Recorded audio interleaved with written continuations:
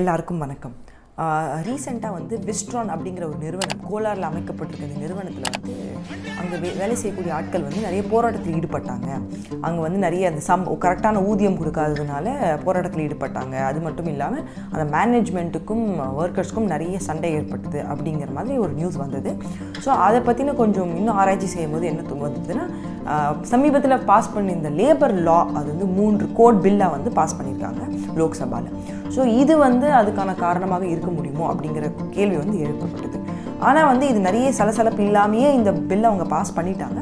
So இந்த 3 bill என்ன அப்படின்னு பார்த்தீங்கன்னா, industrial relation code bill, social security bill, occupational safety and working conditions bill அப்படின்னு இந்த 3 பில்லை தான் வந்து லோக்சபாவில் பாஸ் பண்ணாங்க. ஸோ இந்த பில் வந்து ஓவராலாக லேபர் லா அப்படிங்கிறது வந்து கொஞ்சம் வந்து ப்ரோ பிஸ்னஸாக இருக்கணும், அது வந்து ஈஸியாக இருக்கணும், சிம்பிளிஃபை பண்ணணும் அப்படிங்கிற ஒரு கருத்து இருந்தாலும் இதில் இருக்கிற பிரச்சனைகள், இதில் இருக்கிற சிக்கல்கள் என்ன அப்படிங்கிறத பற்றி தான் இந்த பதிவு இருக்க போகுது.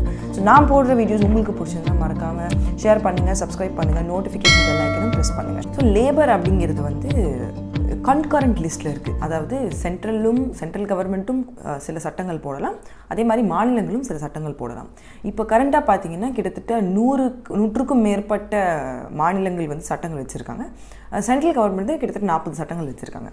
ஸோ இப்போ ரீசெண்டாக இந்த லாக்டவுன் டைம்லேயே பார்த்தீங்கன்னா சில மாநிலங்கள், அதாவது உத்தரப்பிரதேஷ், ராஜஸ்தான், ஹரியானா, குஜராத் போன்ற மாநிலங்கள் வந்து அவங்களுடைய அவங்களுடைய மாநிலத்தில் இருக்கிற சட்டங்களை வந்து சீர்திருத்துறாங்க. அதாவது 3 லா தவிர மற்ற எல்லாத்தையும் வந்து சஸ்பெண்ட் பண்ணிட்டாங்க. அதுக்கான இம்ப்ளிகேஷன் என்ன அப்படின்னு பார்த்தீங்கன்னா, அந்த மினிமம் வேஜ், அப்புறம் அந்த பாண்டட் லேபர், அந்த மாதிரி ஒரு பேசிக்காக 3 லா தவிர மற்ற எல்லாத்தையுமே ரிமூவ் பண்ணிட்டதுனால லேபரர்ஸ்க்கு, அதாவது ஒர்க்கர்ஸ்க்கு வந்து அதிகமாக அவங்க நேரம் ஒர்க் பண்ணால் கூட அந்த எம்ப்ளாயர் வந்து அவங்களுக்கு அதிகமாக பே பண்ணணும் அப்படிங்கிறது சட்டப்படி அவசியம் கிடையாது. அது அவங்க பண்ணலாம், ஆனால் சட்டப்படி அது பண்ணணும் அப்படிங்கிற அந்த ரூல் கிடையாது. இதுதான் வந்து நடந்திருக்கு. அதுக்கே நிறைய பேர் வந்து இதை பற்றி நிறைய பேசினாங்க, இதை பற்றி நிறைய எழுதுனாங்க.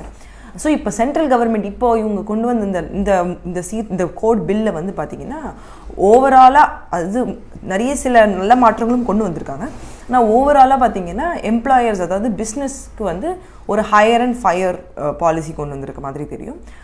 அதாவது இது நம்ம எப்படி பார்க்கணும் அப்படின்னா, ஒரு லா அப்படிங்கிறது, ஒரு கம்ப்ளைண்ட்ஸ் அப்படிங்கிறது வந்து பிஸ்னஸ் பர்சனுக்கு வந்து ஈஸியாக இருந்தால் தான் அவங்க அதிகமாக பிஸ்னஸ் பண்ணுவாங்க. ஸோ அதனால் அவங்களுக்கு என்கரேஜ் பண்ணுற மாதிரி லாஸ் இருக்கணும். அதே மாதிரி ஒர்க்கர்ஸ், அதாவது வேலையாட்களுக்கு வந்து அது ஒரு ப்ரொடெக்ஷனாகவும் இருக்கணும். ஸோ இப்படி தான் வந்து எந்த ஒரு லாவும் ஃப்ரேம் பண்ணணும். ஸோ இது வந்து ஒரு எக்கனாமிக் பெர்ஸ்பெக்டிவில் என்ன அப்படின்னு பார்த்தீங்கன்னா, இது எந்த அளவு சஸ்டைனபிளாக இருக்கும் அப்படிங்கிறது ஒரு பெரிய கேள்விக்குறி. ஏன்னா வந்து இன்டர்நேஷ்னல் லேபர் ஆர்கனைசேஷனே வந்து இதை பற்றின ஒரு கருத்து வெளியிட்டிருக்காங்க. இந்த மாதிரி இது வந்து நிறைய இந்த ஒர்க்கர் ப்ரொடெக்ஷனாக இல்லை அப்படிங்கிறத பற்றி சொல்லியிருக்காங்க. நம்ம டோட்டல் ஒர்க்கர்ஸ் இதில் வந்து கிட்டத்தட்ட 79% பேர் வந்து 10 பேருக்கு கம்மியாக இருக்கிற ஒரு ஆர்கனைசேஷன் தான் வேலை செய்கிறாங்க. அதாவது அன்ஆர்கனைஸ்ட் செக்டர்னு சொல்லலாம். அதை அன்ஆர்கனைஸ்ட் இல்லை இன்ஃபார்மல் செக்டர். இப்படி இருக்கும்போது இவங்க போட்டிருக்க லா படி நிறைய லாஸ், அதாவது அது ஒர்க்கருக்கு ப்ரொடெக்ஷன் கொடுக்குற மாதிரி ஏகப்பட்ட லாஸ் பார்த்திங்கன்னா 10ற்கு மேற்பட்டு இருக்கிற அந்த ஆர்கனைசேஷனுக்கு தான் வந்து கம்பேட்டபிளாக இருக்கும். அப்போனா நீங்கள் என்ன சொல்கிறீங்கன்னா 79% பேர் வந்து வேலை செய்கிற இந்த இதுக்கு வந்து அப்ளிகபிளாக இருக்காது.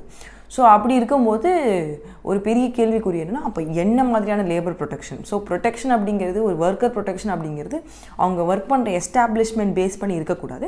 அது வந்து ஒரு ஜென்ரலாக ஒரு லேபராக ஒருத்தருக்கு ஒரு ப்ரொடெக்ஷன் இருக்கணும் அப்படிங்கிறத வந்து ஜென்ரல் பெர்செப்ஷன். ஆனால் அதுக்கு மாற்றமாக என்ன பண்ணியிருக்காங்கன்னா, அந்த எஸ்டாப்ளிஷ்மெண்ட்டோடைய சைஸ் அதை வந்து ஒரு த்ரெஷ்ஹோல்டில் வச்சுருக்காங்க. இது வந்து எந்த அளவு கரெக்டாக இருக்கும்னு தெரியல. ரெண்டாவது வந்து இந்த ஃபஸ்ட்டு இண்டஸ்ட்ரியல் ரிலேஷன் கோடில் வந்து என்ன பண்ணியிருக்காங்க அப்படின்னா, இந்த ப்ரொடெஸ்ட் ட்ரேட் யூனியன் அது வந்து ரெக்கக்னைஸே பண்ணல.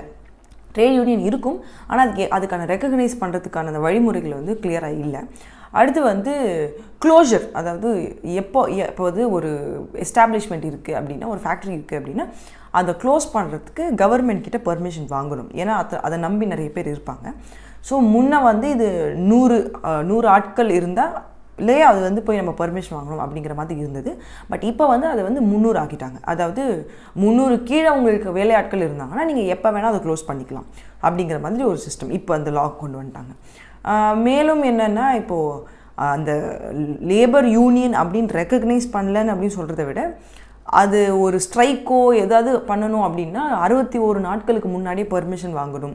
ஸோ பேசிக்கலாக வந்து எந்த ஒரு ஒர்க்கர் வந்து ஒரு பார்கெயின் பண்ணுறாங்க மேனேஜ்மெண்ட் கிட்ட வந்து அவங்களுடைய பிரச்சனைகளை எடுத்து சொல்கிறாங்க அப்படின்னா அதுக்கான அந்த பாத்தை வந்து ரொம்ப கடினமாக்கிட்டாங்க. ஸோ ஒரு சின்ன ஒரு ப்ரொடெஸ்ட் நடத்துறது கூட அவங்க ஏகப்பட்ட கம்ப்ளைண்ட்ஸ் பண்ணணும். அது ஒர்க்கர் சைட்லேருந்து அது கொஞ்சம் டஃப் ஆக்கிட்டாங்க. ஸோ லா படியே பார்த்தீங்கன்னா அவங்க அது நீங்கள் பண்ணக்கூடாதுன்னு சொல்ல, ஆனால் பண்ணுறதை வந்து ரொம்ப கஷ்டமான ஒரு விஷயமாக்கிட்டாங்க. ஸோ நிறைய பேர் அதனால் என்ன பண்ணுவாங்கன்னா பண்ண மாட்டாங்க. ஸோ இது வந்து ஃபஸ்ட்டு கோட் ரிலேட்டடாக இருக்குது. அடுத்து அந்த சோஷியல் செக்யூரிட்டி பில் வந்து ஆக்சுவலாக ஒரு நல்ல ஒரு இன்டென்ஷனான பில் தான். நேஷ்னல் செக்யூரிட்டி போர்டு வந்து சென்ட்ரல் கவர்மெண்ட்க்கு வந்து சில பரிந்துரைப்பாங்க. இந்த மாதிரி எப்படி வந்து சோஷியல் செக்யூரிட்டினா நம்ம வேலை செய்து முடித்ததுக்கு பின் அந்த டைமுக்கு வந்து நம்மளுக்கு ஒரு பேசிக்கான ஒரு இன்கம் வரணும். ஒர்க்கர்ஸ்க்கு லேபரர்ஸ்க்கு வந்து பேசிக்கான ஒரு இன்கம் வந்து அவங்க ஏர்ன் பண்ணணும். அதுக்கான ஒரு செக்யூரிட்டி தான் அது. பேசிக் அந்த எசென்ஷியல் வாங்குறதுக்காகவாது காசு வரணும். ஸோ அதுக்கு வந்து அவங்க வேலை செய்யும் கூடிய அந்த நாட்கள்லேயே வந்து அவங்களுடைய சேலரியோ அவங்களுடைய பேமெண்ட்லேருந்து கொஞ்சம் ஒரு பர்சன்டேஜ் எடுப்பாங்க. ஸோ இது வந்து அது அவங்க எடுக்கலாம், இல்லை எம்ப்ளாயர்ஸும் கொடுக்கலாம், யார் வேணால் பண்ணலாம்.